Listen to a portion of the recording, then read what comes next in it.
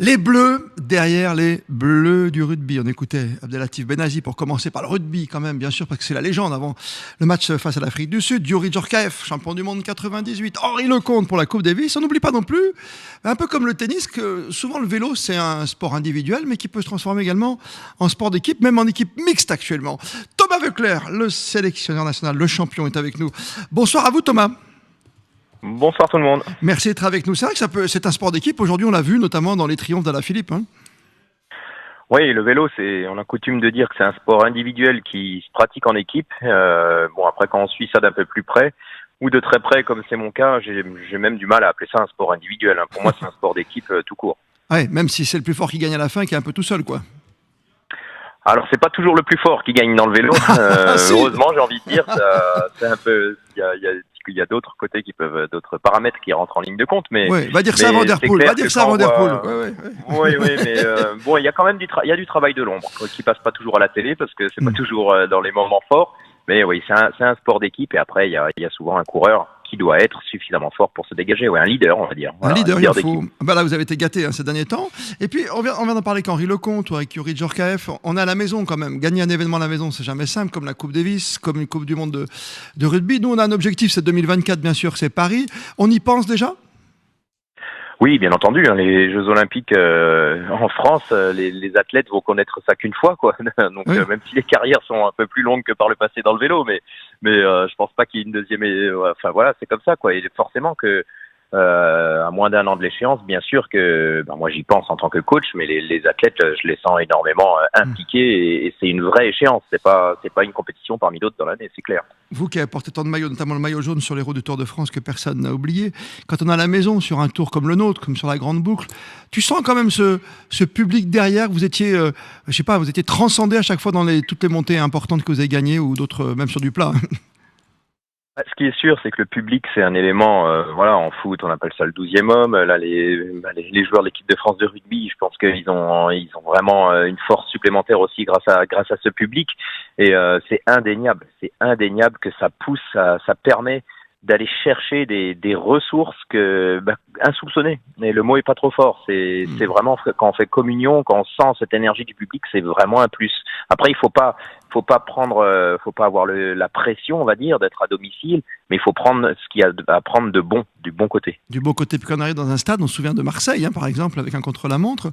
Là, on n'arrivera pas au Stade de France, je pense, pour 2024 à vélo, puisqu'on arrive à Nice avec le Tour de France, qui sera dévoilé la semaine prochaine. Mais rentrer dans un stade comme ça de 80 000 personnes, même pour un cycliste, ça doit être quelque chose, non ? Ouais, c'est vrai qu'il y a eu, comme vous le citez, l'exemple du départ d'étape du Tour de France en 2017. C'était mon dernier tour d'ailleurs. Bon, c'est pas la même chose. Je crois que c'est difficile de comparer un coureur qui se retrouve dans les cols au milieu de la foule à quelques centimètres et puis ce que peut ressentir un joueur sur un terrain avec des dizaines de milliers de personnes autour. C'est différent, mais la ferveur, elle est là et les énergies, elles passent, ça c'est clair. Ah, l'énergie qui passe bien sûr, comme dans l'équipe de France. Vous l'avez dit, c'est un sport collectif, il y a une vraie ambiance. Le plus dur, c'est de créer cette ambiance quand on récupère les garçons comme vous, qui sont à droite à gauche dans des équipes différentes. C'est un peu comme au rugby, tu passes de Toulouse à La Rochelle, tu t'es battu pour gagner une finale de top 14, tu te retrouves pendant 2 mois. Comment on gère ça, vous, quand vous avez moins de distance et moins de temps, évidemment, à occuper avec vos cyclistes, mais ouais. Comment ça se passe? Il y a des rivalités, me dire, toi tu vas attaquer au 30e, tu te sacrifies, comment ça se passe? Ouais, c'est vrai que chaque sport est différent. En tout cas, dans le vélo, oui, on prend. Je peux sélectionner des coureurs qui, pour la plupart, sont leaders dans leurs équipes respectives de marque et qui doivent qui doivent avoir un esprit France. Après, ça, c'est le travail en amont, plus que sur les jours qui précèdent l'événement. C'est l'état d'esprit. Les athlètes qui rentreraient pas dans ce cadre-là, il faut s'en passer, même si sportivement ils peuvent être légitimes. Donc ça fait partie. L'état d'esprit fait partie. Pour moi, en tout cas, de manière intégrante d'un aspect pour être sélectionné et porter le maillot de l'équipe de France. Mais je dois, enfin, en étant sincère, ouais. Il y a quand même cet amour du maillot, cette fierté de porter le maillot, et on oublie. Les coureurs oublient. C'est pas qu'on oublie, mais c'est autre chose. C'est autre chose. Ils ont leur employeur toute l'année. Et quand ils viennent en équipe de France, c'est l'intérêt de l'équipe de France. La marque bleue, c'est intéressant ça, avec Thomas Voeckler ce soir sur Radio Sport. Merci Thomas. Y a une chanson dans le vélo quand on gagne quelque chose, parce que tout à l'heure on a fait Saga Africa quand même, et on a refait I Will Survive. On va refaire Les Yeux d'Émilie. Il y a une chanson dans le vélo qui résonne chez vous quand on gagne quelque chose? Il y avait une chanson à l'époque de Tiblan quand vous gagnez?